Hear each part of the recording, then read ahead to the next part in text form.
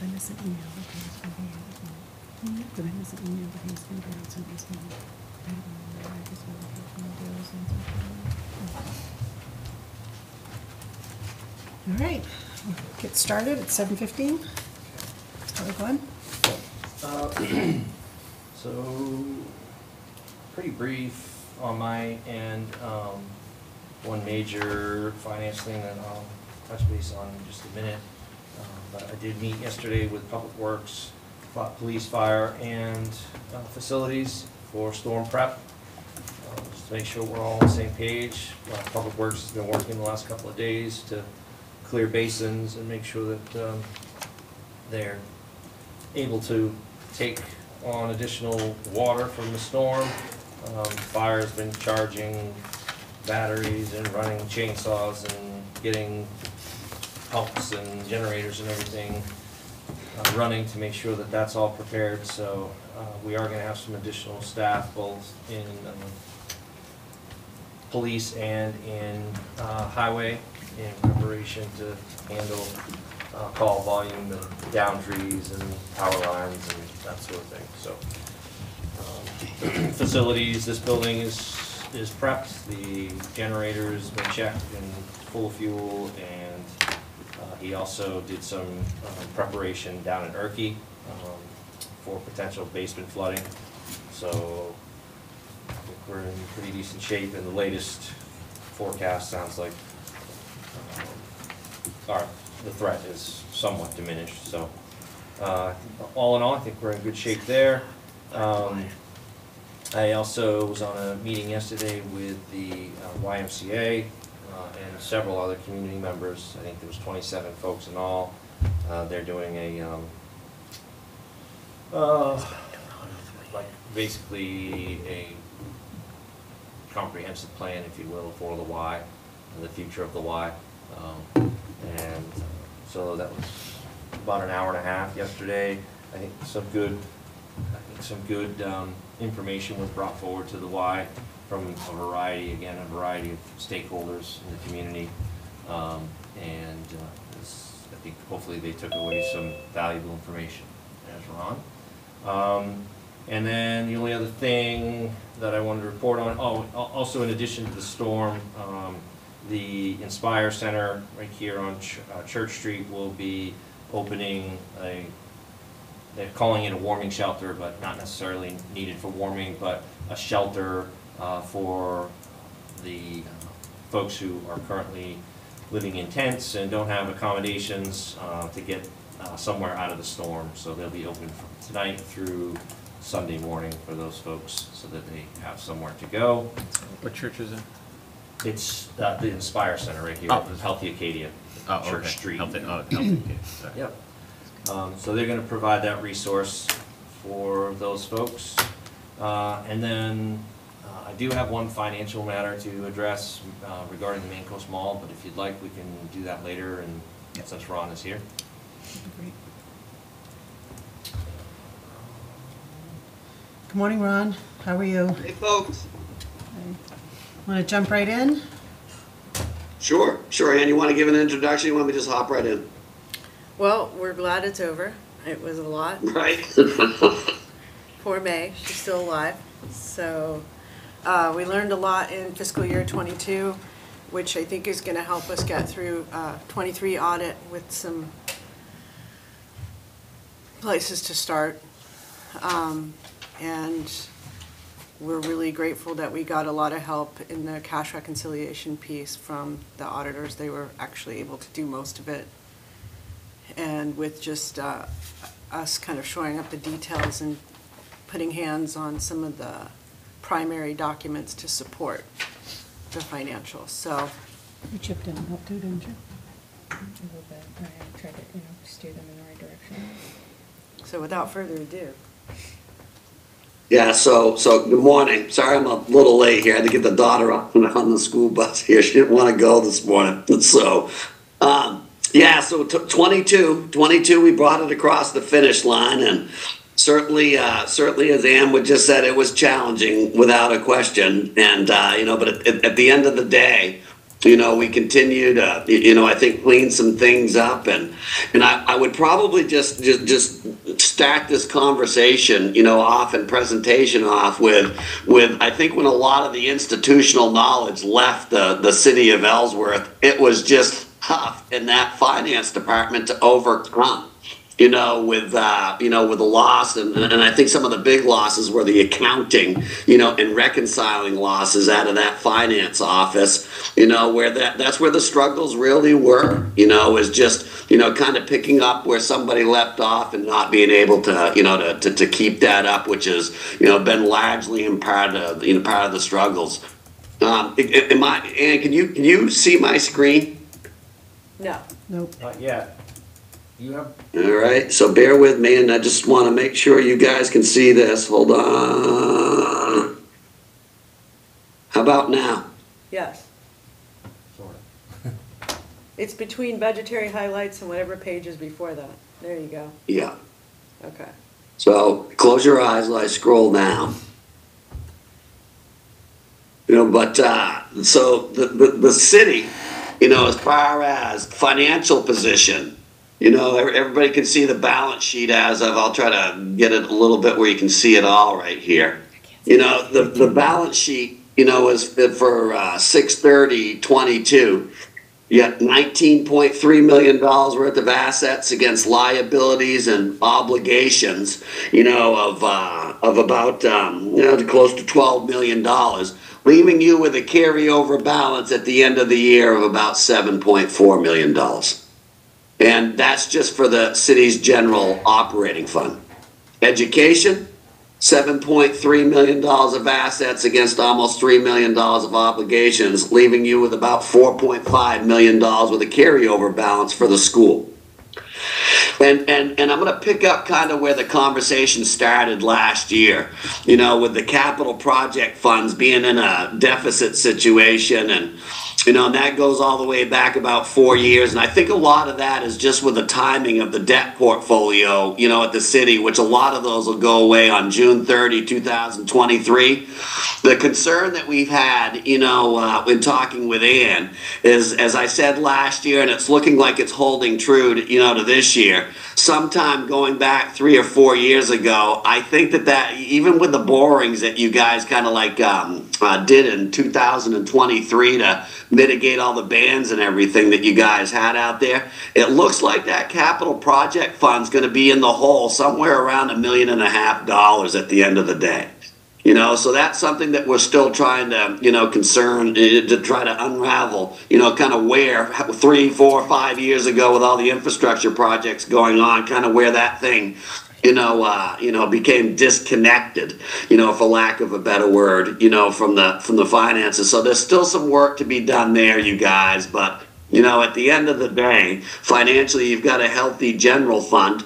The talking points certainly are going to be the capital project funds. There's still some TIF. We believe the totality of the TIF, is, there's no issues with the totality. Just some of the chemistry and postings and how things got posted, you all, to your TIF funds and your TIF reserve funds there. Just making sure those are clean, and those are the two big areas that we're going to focus up cleaning on. We cleaned up a lot of funds, that were running into deficit. I think that there's some more that we're going to bring in front of you in this committee, and 2023 is going to be a great opportunity for us to do that with some other special funds and projects, that the city had, that ran into deficit situations, that should be cleaned up and addressed, and really more so of how we want to do that and attack that. Because I think some of your general fund balance is going to have to be used to kind of mitigate, some of those funds that were running in a deficit, which would be capital projects and some of these other special revenue funds, which we'll put a list in front of you by project and, and by fund, on some of those deficit situations, that will, that I think we would use the 23 audit to clean some of those things up. Ron? Yeah. So a question about the capital project, what you just talked about. Is that an issue of, we had a problem at some point where funds were not being drawn down on the some of the funding for those capital projects, and we were using funding from the city. Is that $1.5 million deficit related to not drawing in the revenue, or is it an actual overspend? Great question. Combination of a buffet, of things, that being the primary one. And the best way I can say it is, after all those funds are drawn down or completely borrowed and, debt converted, I still think you guys are going to be shy about $1 million to $1.5 million in that capital projects fund. When we started, we spent some time this year working with Ann to kind of dissect it fund by fund by fund, but I still think that when all those funds are drawn down, you're still going to be short. So in terms of, this may be oversimplifying, but that $7.4 million of fund balance, we really should look at that, reducing that in our minds to another $1.5 million to account for that, so that we know what's actually available to reallocate it if needed. Great way to say it. Great way to say it. Ron, do you think that there's more than $1 million when you're saying that? So there's 1.5 that's of that 7.4 that's really encumbered. Do you think there's more that's going to be encumbered to bring that down? I think that there's some special funds that you guys have out there, where, and here's the best way I can say it, there was problems that we'll talk about, at the end of the meeting, just on, just like drawing money down, is a great way to start the conversation that you all alluded to. And how you posted things, and it looks, some of these deficits have been going back 3 and 4 years, but the needle hasn't moved for the past 2 years, of these audits. So it just leads us to believe, that some things in the totality of the city of Ellsworth, while they may, be correct, as far as in whether it's a general fund or a special revenue fund or a capital projects fund, that clearly, that some things may have been posted to the wrong funds 3, 4, 5 years ago, and capital projects being the biggest one of those funds. So we're trying to, it's nice now to be caught up. But one of the advantages of, in wrapping up the 22 audit, is that we had the entire year 23 under our belt, and now we've actually, are knee deep in that audit and looking into the crystal ball for 24. We're seeing things like you drawing money down a year and a half after the fact. So we're hoping some of those still exist, as we start working through this 23 audit. And I think that question will be best answered over the next 60 days. Just kind of like, what these deficits, where these deficits are, how much they are, and putting that information in front of you. Yeah, my fear is, and it was there during the election last year, is that there was a announcement there was a $6 million fund balance that could be used against taxes or other programs, and I mean that's a lot for the city to have, and I don't want people to start saying, well, we could do this or we could do that, or why do we have that? And that's a great question, and I think really could get, and I was about to start that conversation, so that it gives you all something to think about, so I can put it into Ellsworth terms. When you look, at your general fund operating budget, and I'm just trying to look at your general fund operating budget that's got TIF, a variety of other projects in. You've got your education, which is another whole conversation, and and thank goodness that we've got a good solid education department with a fund balance and carryover balance to allow the city some time. But when you look at a $14 million budget for the city, and general fund operating budget, I'm not talking about education, and then take into consideration the capital, the infrastructure, and I'm just going to use a number of $15 million in totality. Where we like to see that number land is 30, 60, 90 days of that number on an operating budget. So I'll start at the floor with it. I mean, you guys want to be somewhere around $1.3 million right there. You want to be around $1.3 million, and that's the floor.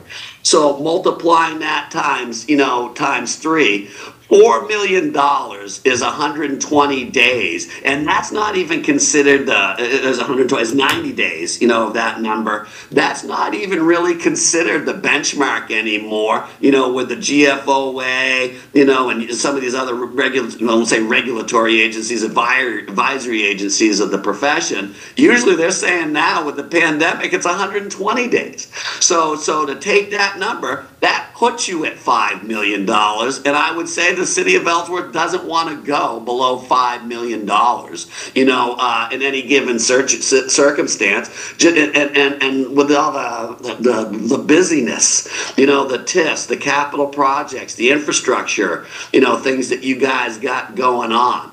That $5 million helps you mitigate some of those things and buys you time so you guys can make good business decisions, from your chairs. And you've got it.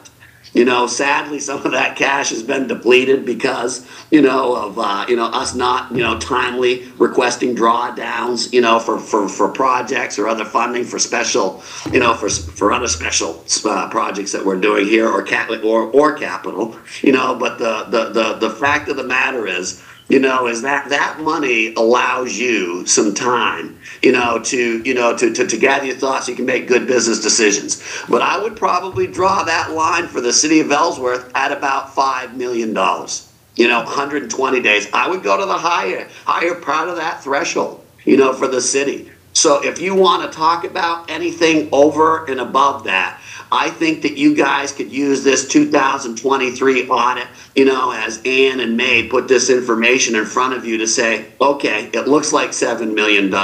We've got some capital projects. Maybe they were, maybe cost overruns or, whatever the reason is, we're going to need some of our fund balance to mitigate some overruns of cost, mispostings, whatever they may be of the past. So it gives you that range. I wouldn't go below $5 million if I'm the city of Ellsworth. Great, thank you. So that kind of takes my that other talking, not last, but so that other talking point, away there, and certainly, that's one of them, and one of the other things that we talk about as we kind of get a little deeper into the presentation here, we're not talking about your proprietary funds, and the city of Ellsworth has, kind of maintained wastewater with its cash flow, for sure because of the deficit, in the wastewater that we, have talked about in the past that we continue to address at the city. So if you didn't have this fund balance, and if we use $5 million as a target, for what that fund balance is, the city of Ellsworth would have some big cash flow problems. And I don't think we want that. I think we want to, kind of make good business decisions and get our books to a point where, that we're confident in the numbers and the math. And I think this 23 and this 24 audit, and the direction that the city's moving in is going to get you a lot closer there, get you caught up, and and make sure, like I say, you can address some of these issues, whether they're cost overruns or not, and say, hey, that we're going to need X of our general fund balance to cover capital projects, maybe water, maybe wastewater, some of these other, overruns. But the other thing too is, is it looks like that there could be some TIF transfer money, there, in totality, because the city, we've had a few different, for lack of a better way, hands-on people, putting these budgets together for the past few years, and it looks like the TIF math has changed there, which is why, I say in totality, I think the TIF's good, but how kind of that money was used, how it was sheltered for the TIF, how it was transferred, over to the TIF. I think the general fund could see some of that money coming back, you guys, once Ann and, myself, May, have a chance to kind of dig into the TIFs with the capital projects. We think that there's some money there, according to those TIFs that the city just hasn't transferred, you guys. And we'll put all that information in front of you as well. So, Ron, here's an area that will make everybody's head hurt. But the wastewater, because this has been an issue for a while now in terms of building understanding around this.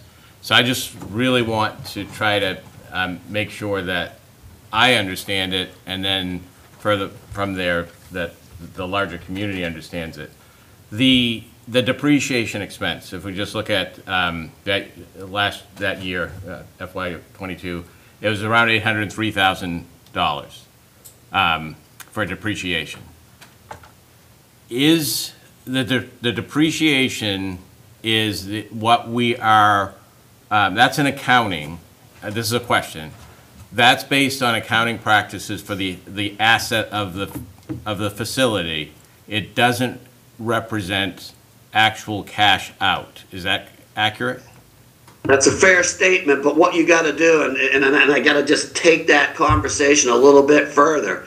That depreciation is a professional practice industry standard where we put arithmetic to the obsolescence of the pipes underneath the ground. But it's a real number because because it's an enterprise fund, the debt service gets capitalized. So what you're missing here is that $800,000 in theory may be a paper number, but you're not seeing the principal payments on that because it's being capitalized on your balance sheet. Usually those two numbers go hand in hand is what I'm saying. Yeah, well, that's my ultimate question is what the difference, because in terms of what the cash is, and because I'm not arguing the accounting practice, that's not my point.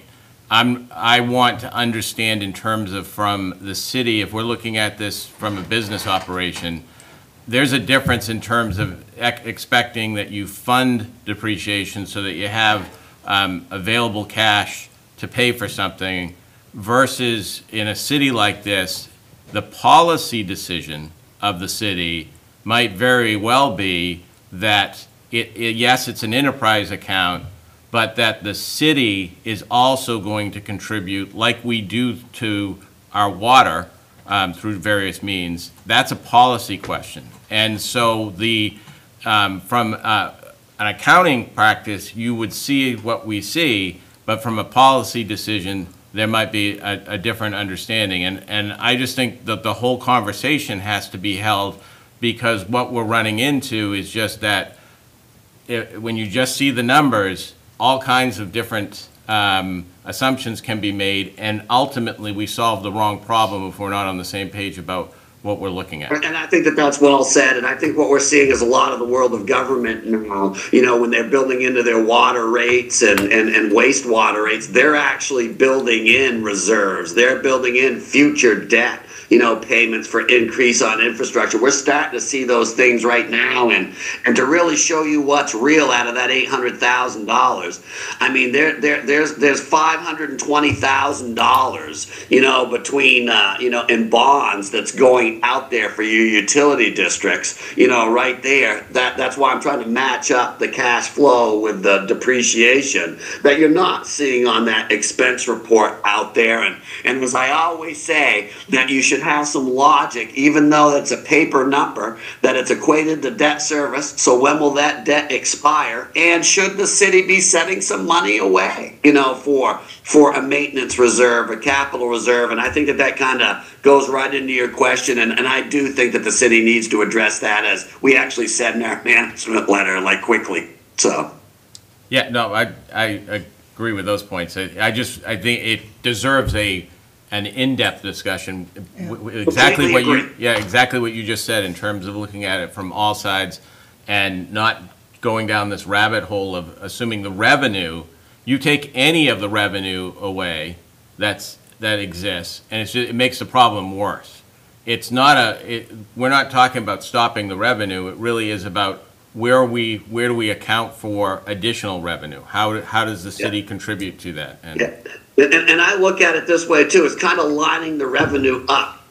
How much of that revenue is being used for operations? How much is being used for maintenance? How much is being used for capital? How much is going to be used for a contingency or a future reserve account? And really kind of matching that revenue up with, quite frankly, 4 or 5 areas that are vital, to these utility departments. Yeah. Thank you. So Ron, above and beyond that, is there a way, because if you look at the water department, if it wasn't for our hydrants, that water department would be a huge loss too, and that's a great question, and I'm heading right there right now. That's such a good question. Yeah, can we go back though to the wastewater? So the wastewater isn't allowed to have any city funding. In fact, I don't even think we pay sewer bills, do we? We don't even pay sewer bills. In theory, none of you utility districts, if they're supposed to pay for themselves, or any government is supposed to have any, funding whatsoever, Right. from the primary government. But the problem is that our utility district is so small compared to the cost of running it. And especially when that new plant was built, we had to overbuild it. I mean, it's built much larger than it should be for the size of the utility, but the problem is that we're a sanitary sewer, not a combined sewer, and so, and there's a lot of our stormwater that goes into that system, which is why we had to build it so large. We knew going in that there was no way that the people of the city of Ellsworth that use that utility could pay for that. But we had no choice but to build it the way it was built by, because of the DEP and everything else. So how do we, and that was back in 2014, 13, so we've been 10 years doing this.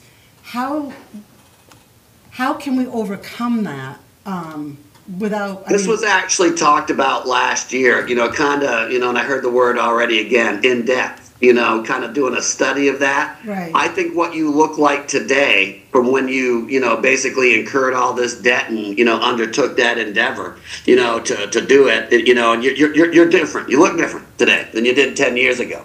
And I think that the city's got to take that into consideration. And at the end of the day, this thing's 10 years older. And at the end of the day is that we can clearly see that we need to do something to make this financially viable, not only to the users, but the city. And I think that that's something that you got to take a hard look at, right there, because I think that the city has to make a contribution, to this wastewater department. And the function is what's that going to look like? How much is it going to be, and what's it going to be used for? Because as you just said, it looks like, when you tell the story of the city of Ellsworth and you look at the wastewater department and you look at this thing and it kind of looks like an albatross, there's actually some benefit that the city's getting from this thing here too. And I think that that's what really needs to be, kind of a deeper dive to take a look at, to say, hey, how do we, because there's no way you're going to be able to make this thing financially viable and pass that cost on to the users. That's just not a practical idea. So that just tells me, that the city's going to have to take a look back to come up with alternative, financing measures to that, which would probably include the city, may include another boring, to kind of like bring this thing back to square one, and, and to be implemented with your plan to, to kind of make this thing financially work. And I think that there needs to be some, some work, for lack of a better way to say that, to kind of dive into the math of where this thing's going, what this thing is, the money, where the money's going, where it's for, because I think that there's 5 lanes in each one of these utility districts, and, and the operations, we just look at the operations, and I think we got to peel some of the other things out of that operations to really kind of like fairly look at this thing and say, this is what it's costing us, and if the city's going to have to make a contribution, what's it paying for? Yeah, I'm sorry. No, that's okay. So what we can give to that, we just need to have a purpose for giving other than to cover the debt. Yeah, and I thought that there was, so listen, Glenn, wasn't there talk at the last finance meeting about using one of the engineers, one of your current projects to kind of like start that process? Yeah, they completed a rate analysis. Rate analysis, yeah. Yeah. But that was really more or less specifically looking at the septic. The septage that we take in, that revenue source, not so much the complete operation of the plant. Yeah.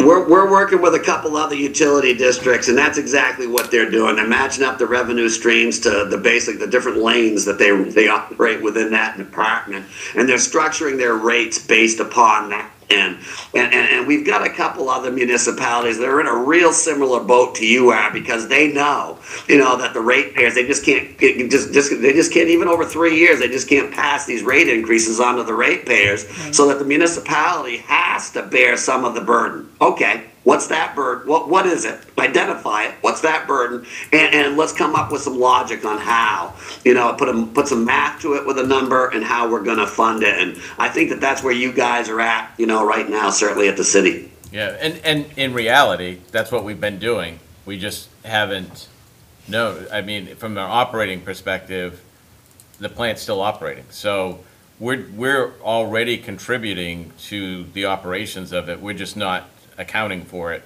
Exactly. And we don't know. Great way to say it. Great way to say it. And I think that's important because it doesn't increase the tax rate. It's already baked into what we've been doing. But we have to have a better knowledge of the city of what that actual amount is and get it in the right place. And I think from what I've seen right now over the past 3 or 4 years, you know, one of the options is going to be, you know, is some kind of debt to mitigate the hole, you know, for lack of a better word, as you're trying to understand the problem and forever going forward, kind of balance that out. You know, all 4 times, you know, in the past 3 or 4 years that we've kind of looked at the depth of this thing, there's been borrowing involved with those municipalities, you all, and I don't see anything different with Ellsworth. I would just want to know, you know, really kind of the depth of this. Where's the money going? And, you know, before we can commit to, you know, to anything, what are we committing to? So, and then how's that going to solve our problem? Sounds like a great project for the finance committee. Yeah, could you both have that done by December? And we kind of like started this conversation off with the water department, and you know, and like I say, we're focusing a lot of our attention. Everybody can still see my screen, right? Yeah. Yes. Yes. This number didn't move much from last year, which is a good thing, you know, but it's going to start moving over the course of time with a bigger number on the bracket. And that definitely has to be something that's got to be addressed, because there's moving pieces to that as you add infrastructure, as it gets older, you know, as the debt service gets paid off. That's the plan that you really need, because that plan affects that number in brackets. And that's what I'm saying that the city needs to do.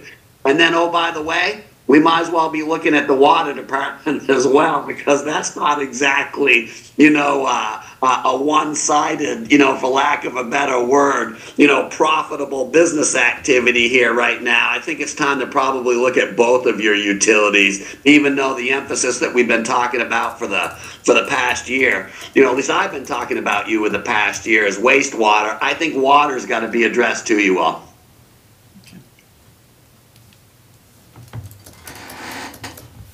$30 million of infrastructure in climbing, you know, and again, running a community of where you're at right now and the stormwater impacts that you have, you know, on that, you know, and this stuff, you know, something, your last major endeavor is 10, going on 11, 12 years old here. You know, like I said, I think it kind of really kind of puts this thing a priority for the city to do, because it really impacts the city and it impacts the, you know, these 2 utility districts. And last year, I don't know why it came up, but I was in the conversations with Moody's. I mean, if you've been in a deficit for the past 4 or 5 years, and then all of a sudden somebody knew how to read a set of financial statements and saw that number in brackets for wastewater and said, "Wow, we're gonna lower your basis point, you know, as we rate you in your bond." And that's what happened to you last year.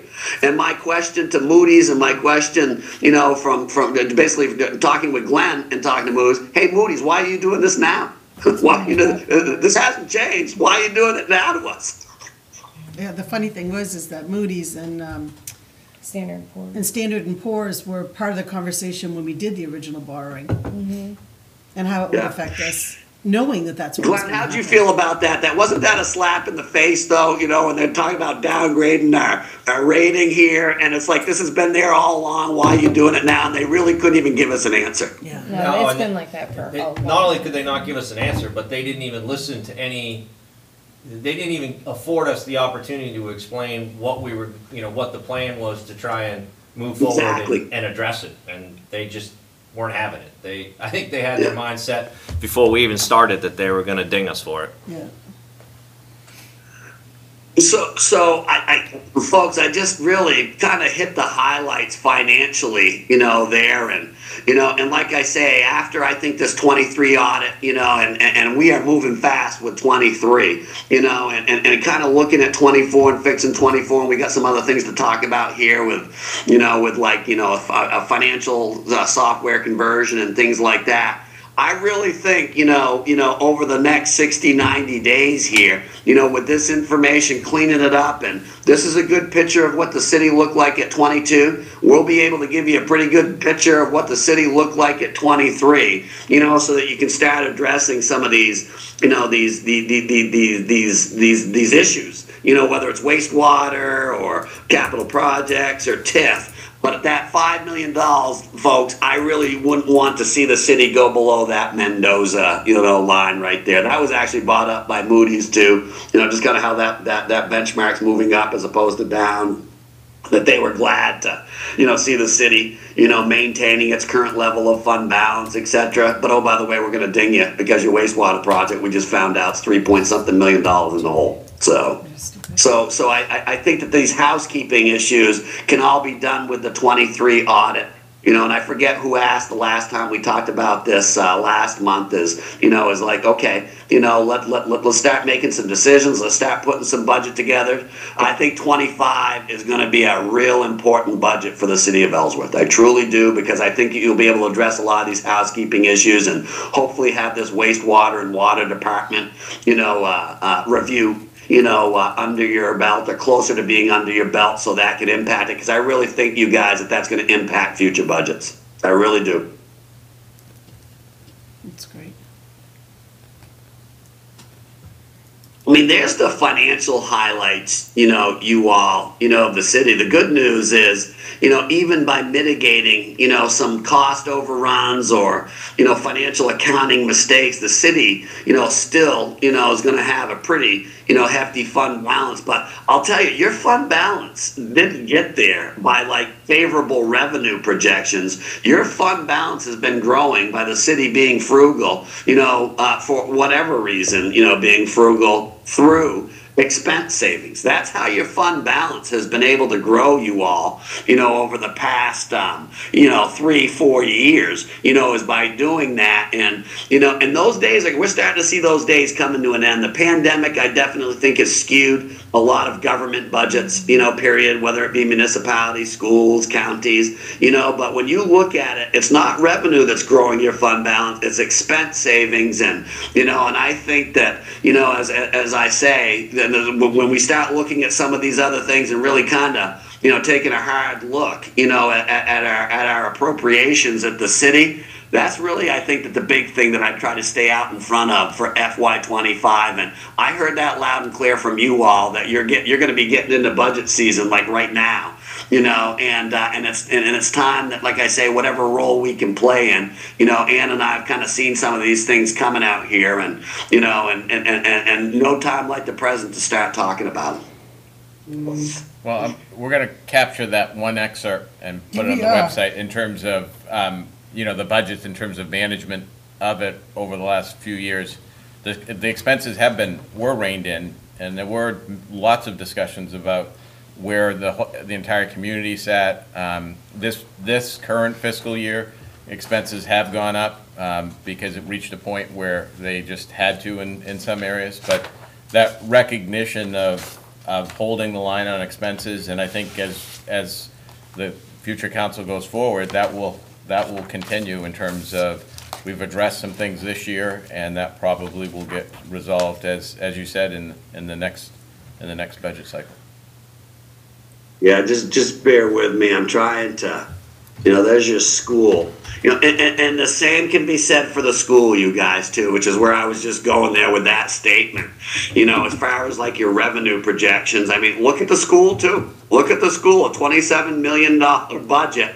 Their revenue, look at those revenues. That 380 compared to $27 million at about 2%. That's not there. Same thing can be said for the school, you all, as well. As that school, is returning or maintaining its carryover balance through expenses, which is clearly happening at the city as well. So.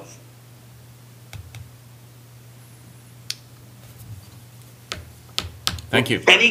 Any questions? Like now before I kind of like talking about, hey, if I was in your guys' chairs, this is what I would do going forward with the management letter and some of the things, there. Or anybody have any other questions on for lack of a better word, the financial statement audit and kind of putting this thing to bed, and which is too bad, and moving on with 23 and. And getting 24 as right as possible, as soon as possible, because that's really going to impact your 25 budget, I feel. No, I don't see any more questions, Ron. Next thing's the management letter. Ann, did these guys get a chance to read all about that management letter? I believe so. Yeah, Sent it so out I don't know if you yesterday guys have any questions, but put myself in your chair. I know you guys are moving to a new financial software. We've had conversations for sure with them, and mapping's going to be key. Their eyes were, and their conversations and their facial expressions on 4,800 accounts and kind of turning that down to 400 accounts. I think that was the ultimate goal of all of us, and we all know that mapping is going to be, the way to do that. I think that that's going to be something crucial that we've obviously got to do, sooner than later. Nobody wants to maintain two financial softwares because that can get costly, and it seems like that's something that's the wave of the future with these software companies. When we do an implementation, we're always, paying extra, to maintain our other software before we finally transition to our new software. And we're going through about a dozen of these right now, and it seems like that happens every year. But one of the things that's going to be, and I kind of started the conversation off that way, is when the institutional knowledge walked out of the finance department, for the city of Ellsworth, a lot of the maintenance of the city's finances not only walked out with it, I won't say wasn't replaced, but wasn't understood is probably the best way I can say it.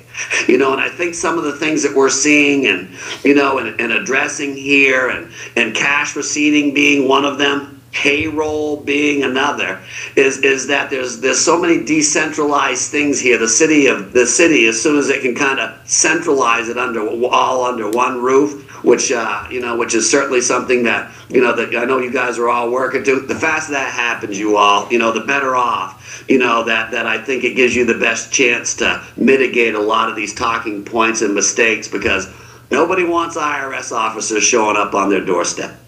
Nobody wants their auditors to come back and say, you double posted $3.5 million worth of revenue sharing or other postings out there. Nobody wants to make those statements, you guys. And, and those are some of the things that are happening at the city. And, and I think as we, move forward to, kind of like reinstitutionalizing, what this software is going to look like and what it can do. It's going to be all about the process and maintaining that, you guys, with controls and procedures and things like that, which I think are going to be a meeting that we should probably have, I would say, Ann, with this committee in November, just to kind of like get them there from where we're at right now, working with this company, what some of the issues were, and really coming to you guys in November and saying, here's where we were, here's what some of the issues were, here's where we were, here's where we are now, here's what we're trying to do, and here's what we knew to get there. And I think we ought to have this conversation, you guys, in November, really, about that. So, because if we can't, there's going to be bigger problems. We're going to be having the same conversation again next year. And this was a big hole that we climbed out in 22. 23 is not going to be any easier, but we got a good jump on 23, and I think that, like I say, in November, probably a meeting in itself with you all that would be productive, is us kind of like showing you that blueprint.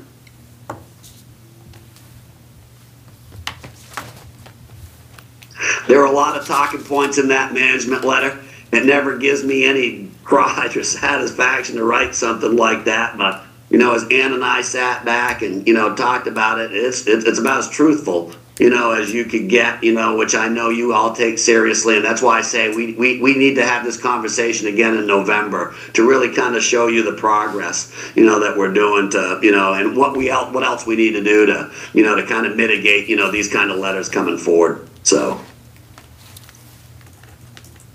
Yeah, well, it's, going back before your time, If we had had that kind of information and presentation, we probably wouldn't be here. We would have, as certainly the council, the council gets the information from the audit.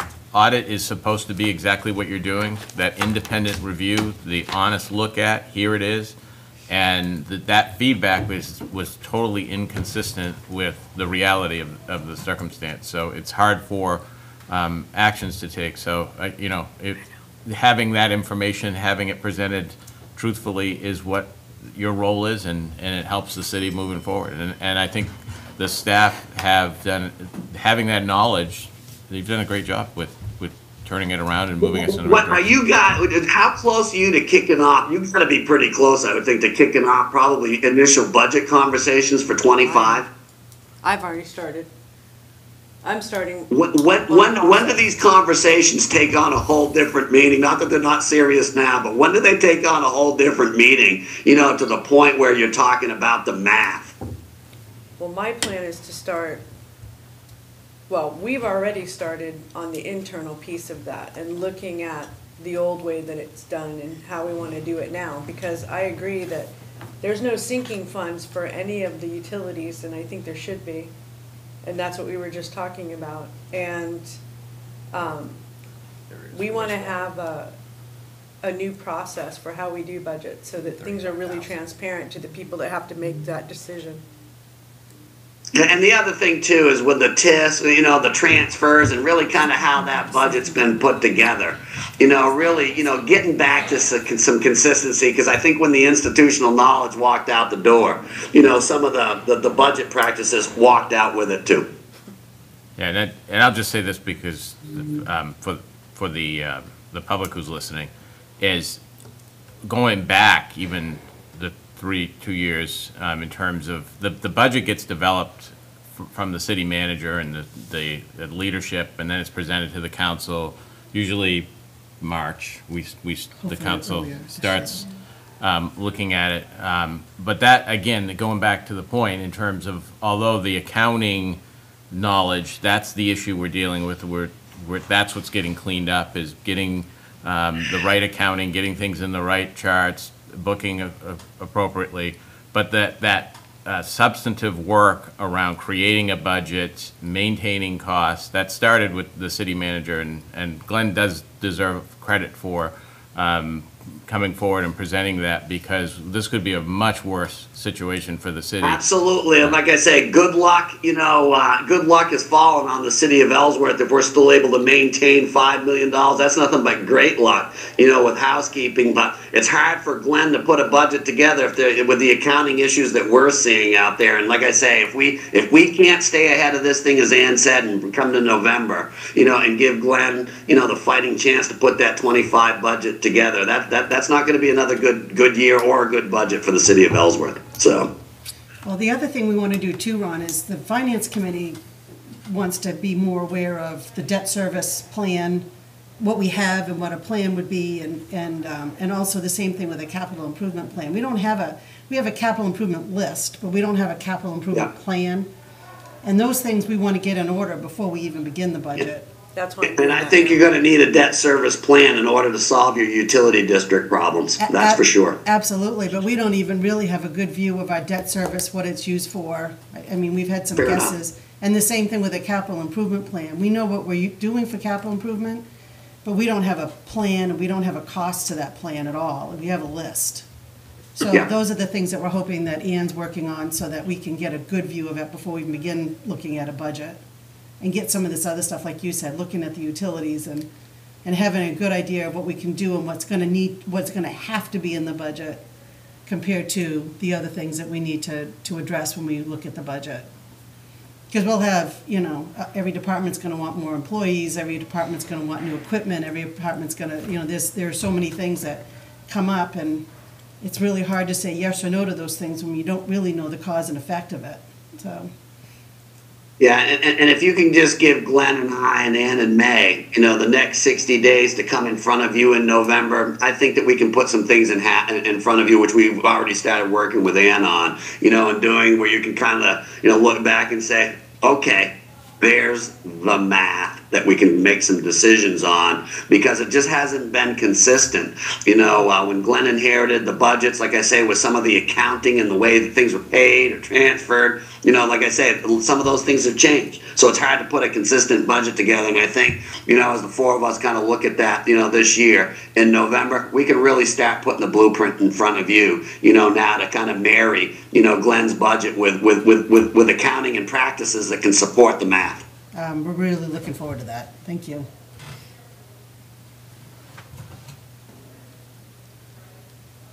That's all I got, folks. Just a break. I just have one question. Was any of the 2022 fund balance used to reduce taxes for fiscal year 2023, and if so, how much? No, we did not use any of the fund balance for taxes. For that, I'm talking about a year Yeah, ago. no, a year ago we did I know not. this year you didn't. No, we didn't, and we haven't done that. I don't even, since I've been on the I council. don't think you've done it for the past 2 years, Glenn. Okay. No, we haven't. That's a policy that we don't do, because you just make it up the next year. You absolutely don't ever use fund balance for operating. You might use it for And may I special projects. recommend that you continue that policy until you can kind of, you know, do your housekeeping and, you know, quite frankly, put together a 25 budget, you know, and then get back to a fund balance policy, because right now, you're right at about where, with all the housekeeping that we see potentially, you're right about where, you know, that standard says you should be. So to use any more right now, I'm not sure that's in the best interest of the city of Ellsworth. Yeah, I mean, that's one of the things the school department does, which is why they were in so much trouble this year, is because they used up their fund balance, and then all of a sudden, there's nothing there to use, and you've got to increase taxes substantially. So, then you're in trouble.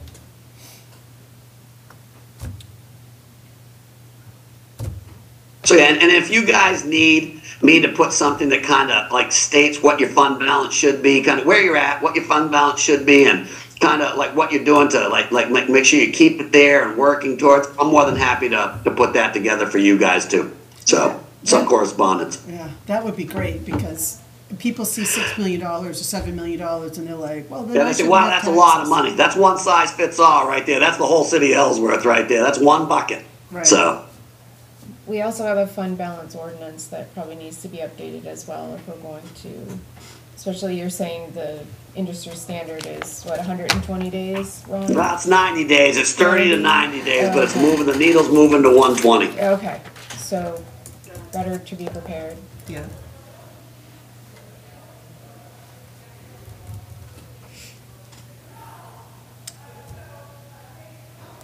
All right, anything else for No, Ron? thank you, Ron. This you. was great. Listen, looking forward to seeing you guys in November. I'll work out the details with Glenn, Ann, and Nick. All right, thank you. Okay, Ron, thank you. Thanks, folks. Thanks, Ron.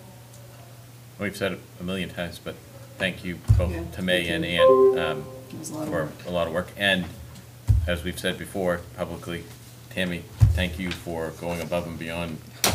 I know you spent a lot of hours, and so the three of you, just really, I know you've spent a lot of time, and maybe you'll get a window for an office. I don't know if you, maybe an extra window, let in some light.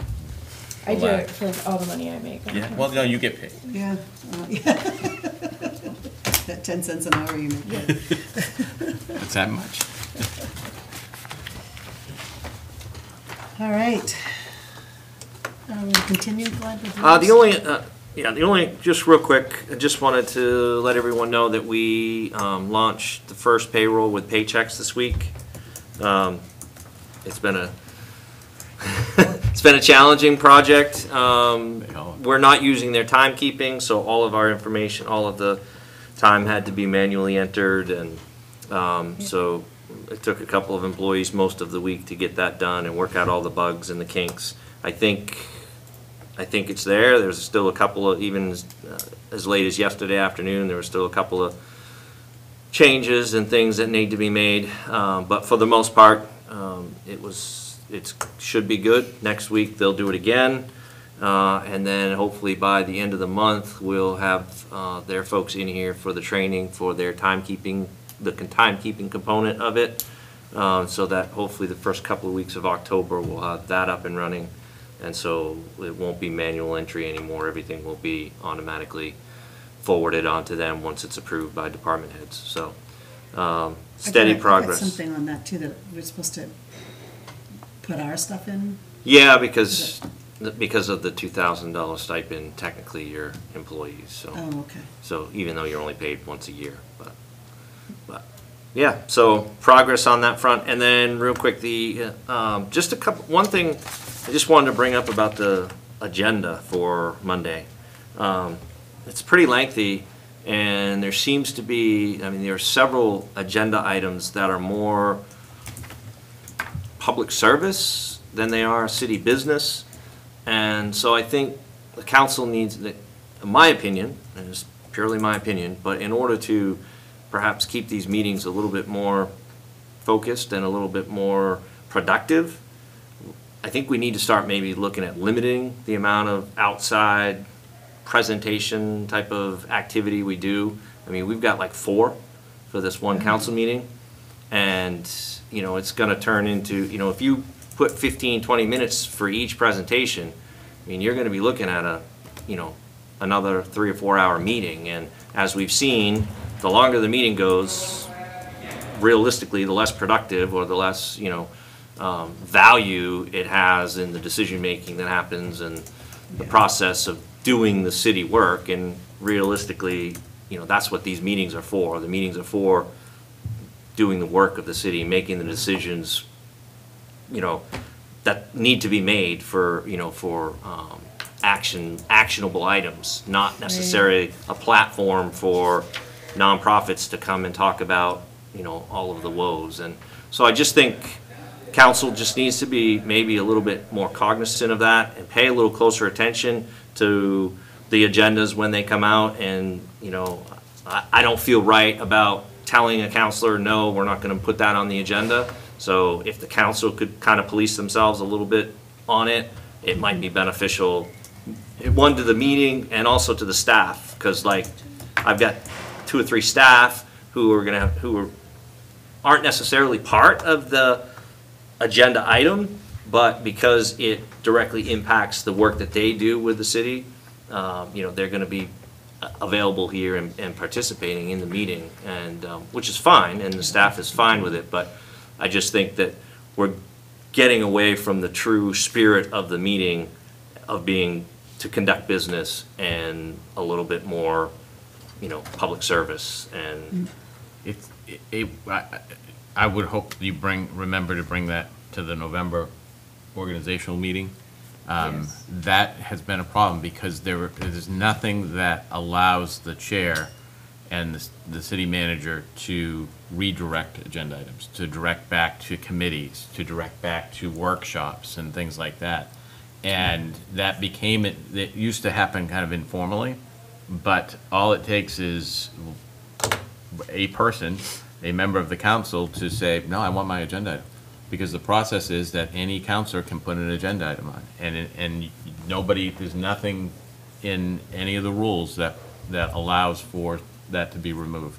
And that's been the problem. It's just been a growing list. So I think that has to be established as a rule, that the chair has a responsibility to redirect items and can do that. And then you prevent anybody from raising issues of, well, this is my right, and potential legal action and all of that stuff that we don't need to go down. It is for the purpose of the council to do business, and that should happen on the front end. But please don't forget that, because it makes it very difficult.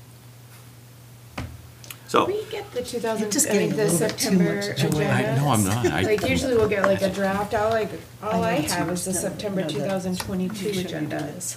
From last year as a comparison for anything that needs, because I don't remember seeing anything with all kinds of new information. on it. there was a draft, but, there's been a couple of drafts, because that's how a lot of these agenda items got placed on the agenda. A couple of them were last minute based on counselor's review of the draft that was sent out. And one particular item by a counselor blossomed into another item, so now we have 2 items that are kind of sort of addressing the same issue, but not really. So it's, and then that same counselor added a third agenda item that was really, again, not, it's an opportunity for presentation and for information, but there's not really any business of the city that needs to be conducted through that agenda item. So- Well, because I put Heart of Ellsworth on there, but they asked 2 months ago to be on there in September, because we do need to keep track of what's going on for that Main Street initiative that's going on. I think it is such a, I don't want to say it could get out of hand, but I mean, it really, we need to be very aware of what's going on with that, because it affects us drastically. But I don't know what else is on there for, I honestly, I haven't even looked at the agenda. Yeah. That's my this weekend hurricane. Yeah, well, review to- so there's an agenda item about, by one counselor about panhandling. There's another one about homelessness, wanting update of homelessness. There's another one about water protection. So those are the three major ones that are all, presentations and again, not necessarily business. There's no action. It's not business that the city's going to be undertaking. And, well, the panhandling one, potential action, but there isn't any action to be taken. But that's neither here nor there. And then the third one, and then the fourth one was, which we do need to address at the meeting, and I will be presenting some information on that one, is the marijuana issue, and whether or not the council wants to vote to approve to put that to a referendum vote, to opt in. The wording that was provided by the counselor for the agenda item isn't specific enough, so we're going to be providing the council with, if there's a motion made, to move that item forward and place it on the referendum. I'm going to provide you with specific wording for that motion, so that we can ensure that if it is passed, and because whatever's passed, as you know, is what we would have to put on the referendum. So we're going to provide specific wording so that the referendum will be in accordance with the law, with the state law, but so those are the four items that are kind of, again, if we had one of them, I think that would be fine. But having four of them on there, Yeah. three, and then sort of a fourth is just going to really prolong the meeting, and I'm just not sure that the council meeting is the place to be conducting And that I type of think business. For some of this too, I don't know why council isn't, they're not coming to you and talking to you these items, instead of bringing them up as public items. I mean, the panhandling, if there's anybody that would know how that should be handled, it's you. So it may be in the meeting, we can encourage counselors before they put items on the agenda for public, that they come and talk to you to get information about it. If they're not happy with that, then that's fine, but I think a lot of that could be handled through you. And then the other piece is, if they just have general comments about something or questions about something, that can be done at the end of the meeting through comments. So, Yeah, we just need to realign some of this stuff. Yeah, I couldn't agree more. Educate. I think if counselors would go that route, I think that I could, either myself or staff, I can work with staff to provide them a lot of the information. But I think the thought process is, and again, I'm kind of making some assumptions, but I think the thought process is, from some of the counselors that are bringing this information forward, is they want a public platform for the community to hear the same information, which is fine, but again, if we don't limit it, then I just think we're doing a disservice to the community. Plus, there's other ways for the public to get that information too. Because, if these meetings get too long, the public's not gonna be sitting there listening to them anyway. You're gonna discourage people from participating and listening to council meetings rather than giving them additional information. And for the value of the city, the worst thing that can happen is for the process to turn into an item just shows up on the agenda, and the council, without a lot of information, Right. background knowledge, decides to start making decisions about things based on that limited presentation and their personal opinion about it. The whole purpose of issues is to slow it down, get it either to a committee or start a temporary committee. And that's where you can get the larger community involved. It then comes back to the discussion, to the council for, here's what this committee has established, here's all the things that we thought of, the pros, the cons, the information, the details. We would like the council to take the following action. Right. That's how it should play out, and it's turned into, we're devolving our city council into more of a political realm, and it should not be politics. I agree wholeheartedly. It needs to be informative, not reactionary. So that's what I had. Ann, do you have anything to report out? I do. So I think Ron covered the audit pretty well. The behind-the-scenes stuff that we're doing now, that we're seeing kind of the results of 22 audit, is putting together some internal control policies for the way that transactions are done in the city. And we're going to do our level best to clean up cash receipting. It's a challenge running 2 softwares already, so we really, really are focused on finding a way to get these 2 departments to talk to each other and make this happen, because we're spending too much time in cash reconciliation because errors, and there's no process really set up between I'm sorry, the what 2 two. departments? Between the clerk's office and finance department. The one receiving the, That's not under you? Not anymore. So, I spent most of the week, 2.5 days of the week, I went to the New England States GFOA conference, because this year on the agenda, there was a lot of great workshops on best practices of internal controls. And also, there's a huge number of changes to Fed funds reporting coming down the pipe for us.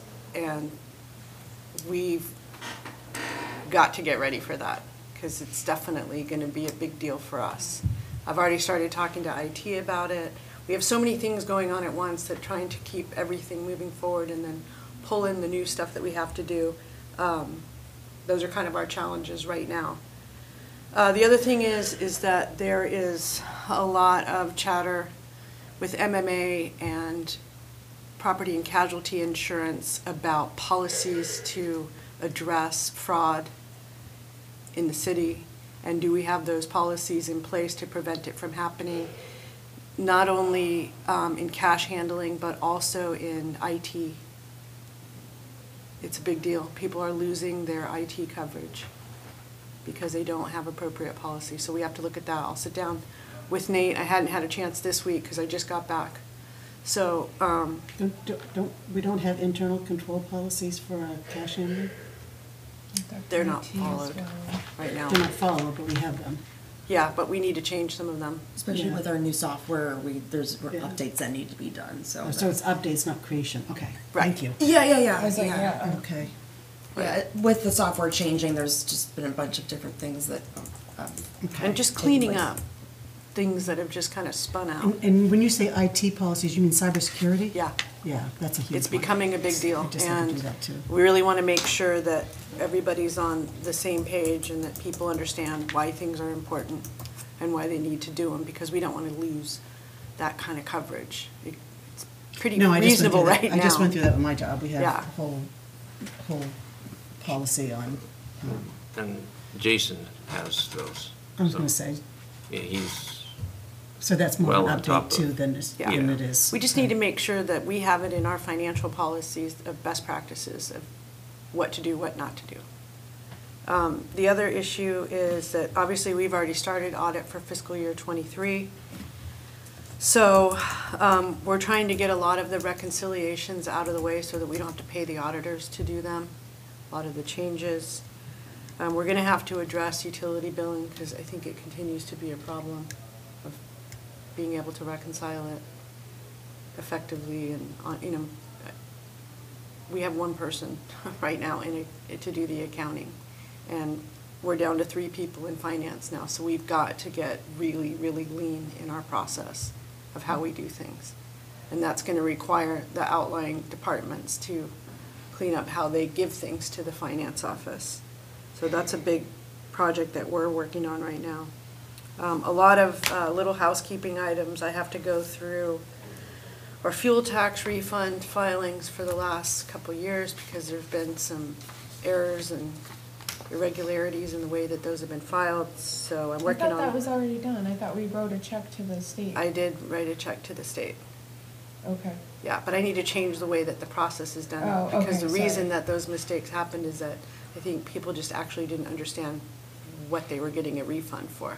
So a lot of what we're doing right now is getting our policy manuals in place, because if for any reason someone leaves finance, we want to make sure that whoever comes in knows what to do, because that didn't happen in the last exodus of people. The people that came in didn't know what to do. So you really just, you're spending time in your department just making SOPs Just- for everything?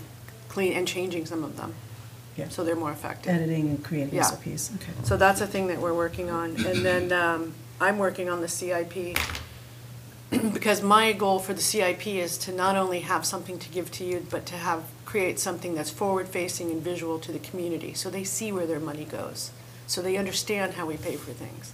So they don't think that they're coming out of pocket, for every single thing that the city has to do, but that they're also benefiting from it. So I wanted that to be very clear, very transparent to them, what that looks like. So that's what I'm looking on, and that will go hand in hand with the long-term financial plan, and that's something that Ron and I are gonna work on. We're gonna address this wastewater business and see what we can do to get that looking better, get clearly reserves in that are relevant to depreciation, so that what we would call in corporate finance sinking funds, to address maintenance every year, so that when you guys sit. Sinking fund?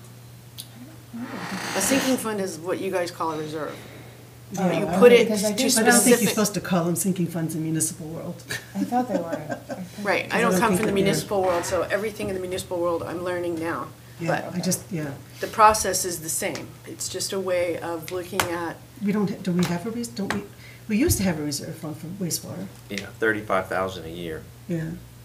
and I've got about 400,000 sitting in a bank account that belongs to wastewater, but I Okay. need to determine where that money came from first, Should before come we can from- decide what to. Directly from your budget, part of it. Yeah. Yeah, it's in the budget, it's been in the budget. It's been in We- the budget, Yeah, okay. last year we took it out, but this year we put it back in. Okay, So we've got two reserves for wastewater. because We've that was got actually an agreement. the reserve that's With at, that, with in the the DEP. Bar Harbor reserve accounts, and Yeah, then but I we've think- got I think it was a only bank the account at first First National with about almost $500,000. 10 years or something, and that agreement had expired, that's why we were able to. So I just need to I'm trying identify, to figure out what that. I think it may be from the original bond.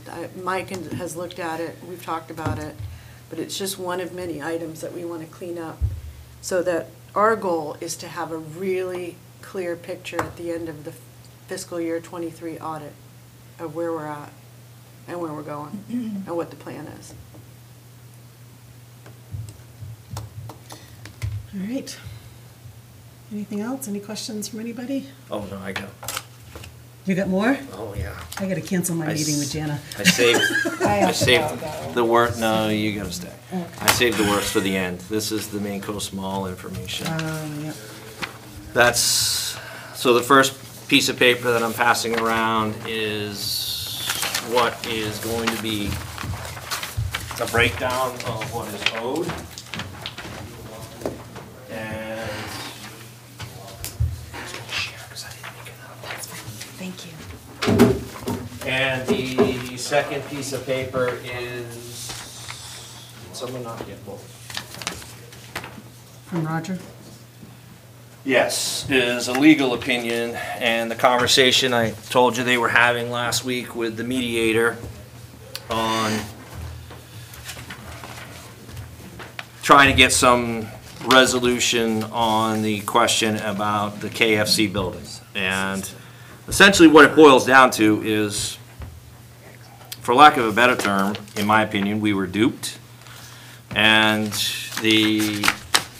when we mediated and met, the settlement, written settlement was not in front of us. We didn't actually have a copy of the written settlement.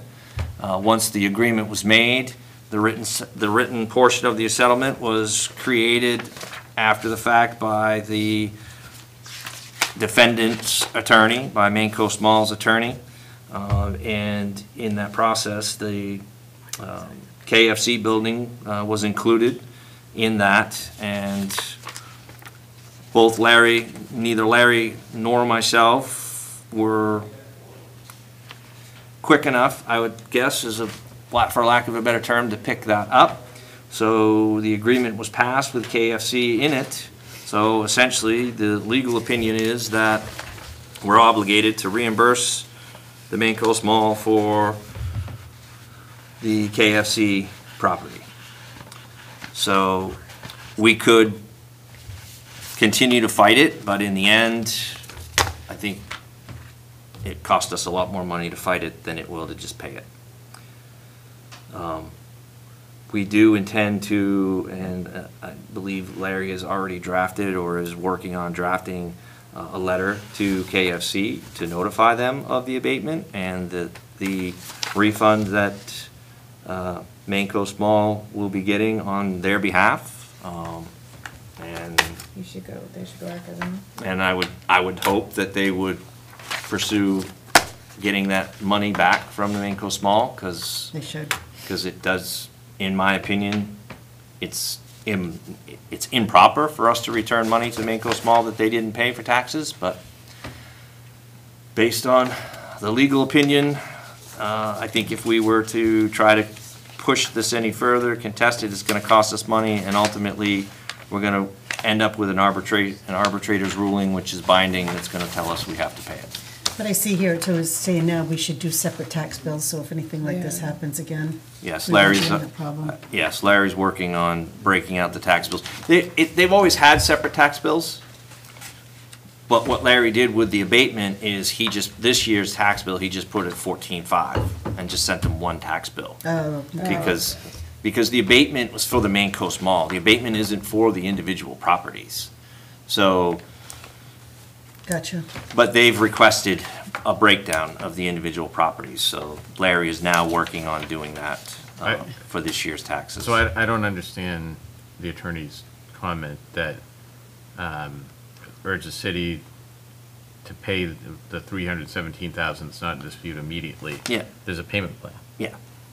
So what, I think that's just an error in his, Yeah, it's just, that's the total, and it's actually not even an accurate total, I don't Yeah, believe. this one says 369. Yeah. And then, So, well, no, yeah, but I think that's minus KFC. The 319 would be minus KFC. So essentially what the attorney was saying is if we